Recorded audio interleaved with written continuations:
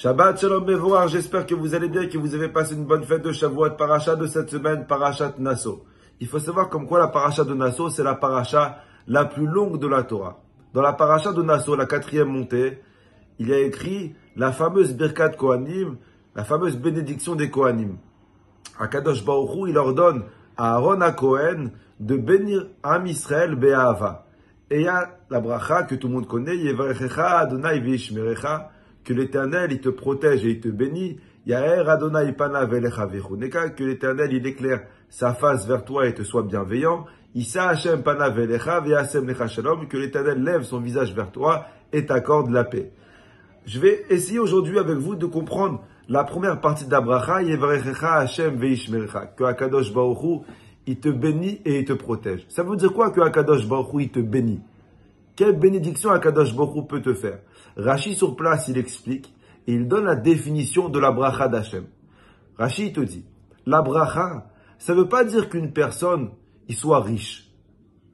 Ça ne veut pas dire qu'une personne, il gagne beaucoup d'argent, beaucoup de floss, de pesetas, de dinero, appelez-le comme vous voulez. Mais Rashi te dit, être riche, ce n'est pas forcément une bracha. Moi, je me rappelle, il y a quelques années, c'était Rosh Hashanah, il y avait un jeune qui priait à côté de moi. Et pendant la sonnerie du chauffard, de ma vie entière, j'ai jamais vu une personne se concentrer autant sur la sonnerie du chauffard. Il faisait des cavanotes, des concentrations, j'étais choqué. À la fin de la prière, je suis parti le voir. Je lui ai dit, écoute, est-ce que tu as un tzaddik nistar, tu as un tzaddik caché, tu as un mekoubal que je connais pas? Je lui ai dit, mais c'est pas possible, j'ai jamais vu quelqu'un se concentrer autant dans les kiottes du chauffard, dans les sonneries du chauffard. Je lui ai dit, même mon père, il se concentre pas autant que toi. Je lui ai dit, je t'en supplie, donne-moi ton secret. À quoi tu penses pendant les sonneries du chauffard? Au départ, il était un petit peu réticent. Il m'a dit, non, Rabbi Moshe, je peux pas te dire, c'est secret. C'est mon père qui m'a appris, qui a reçu de son père, qui a reçu de son grand-père, qui a reçu de son arrière-grand-père. Le gars, il m'a encore plus excité. Je lui ai dit, mais c'est pas possible. Je t'en supplie. Je suis prêt à payer tout ce que tu veux. À quoi tu penses pendant les sonneries du chauffard? Je l'ai tellement saoulé qu'à la fin, il m'a dit, écoute, Rav, assis-toi, ferme les yeux et imagine la scène. Alors, je me suis assis, j'ai fermé les yeux, j'ai imaginé la scène. Il m'a dit, la première sonnerie du chauffard, la tkiya, c'est la sonnerie la plus longue, toute. La première tkiya, il m'a dit, je pense, je veux être riche. Alors j'ai ouvert les yeux, je suis d'accord. Et la deuxième sonnerie, il m'a dit, la deuxième sonnerie, shvarim, c'est les trois sons du chauffard. Je dis, je veux être riche, je veux être riche, je veux être riche. Je suis d'accord. Et shvarim, quand il y a les 9 sons, à quoi tu penses? Il m'a dit, alors je pense, riche, riche, riche, riche, riche, comme ça, 9 fois d'affilée. Bon, je lui ai dit, est-ce que tu es riche? Il m'a dit, non, je suis à la rue. Bon, je lui ai dit, ouais, ça marche pas. Rabotaï, la richesse, ce n'est pas forcément une bracha. Je connais plein de personnes qui sont très riches, mais ils sont en famille. Mais ils n'ont pas de famille. Alors à quoi elle leur sert leur richesse? Je connais plein de personnes qui ont des très grandes maisons, mais elles sont complètement vides, les maisons. Je connais plein de personnes que l'argent, elle a complètement déstabilisé leurs femmes, déboussolé les enfants, et les enfants, ils sont complètement tordus, voire drogués, ils n'ont pas la valeur du travail, ils n'ont pas la valeur de l'argent. La richesse, ce n'est pas toujours une bracha. Propose à n'importe quelle personne saine d'esprit. Alors on veut tous de l'argent, tout le monde veut être riche, mais tu proposes à n'importe quelle personne saine d'esprit de gagner à l'euro million, mais de perdre sa famille, ou de continuer à toucher ses 1500 euros par mois, mais de garder sa famille.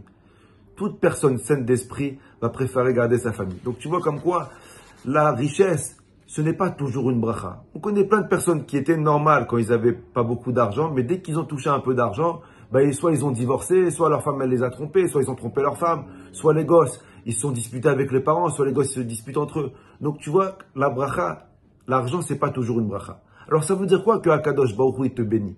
Et Rachid donne une définition exceptionnelle. Rachid dit, Yevarechecha Hashem, que Akadosh Baruch Hu il te bénit, ça ne veut pas dire que tu sois riche.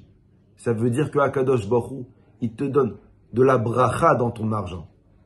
Que tu aies la bracha dans la nourriture que tu vas acheter, que cette nourriture elle soit une source de refoua, de santé pour toute ta famille.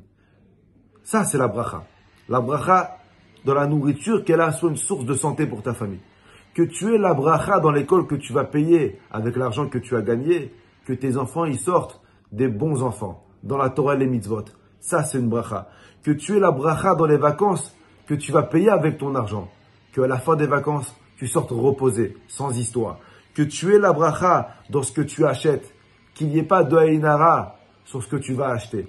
La bracha sur ce que tu as, sur ce que tu vas acheter, sur ce que tu as gagné. C'est en fait la plus belle des brachas.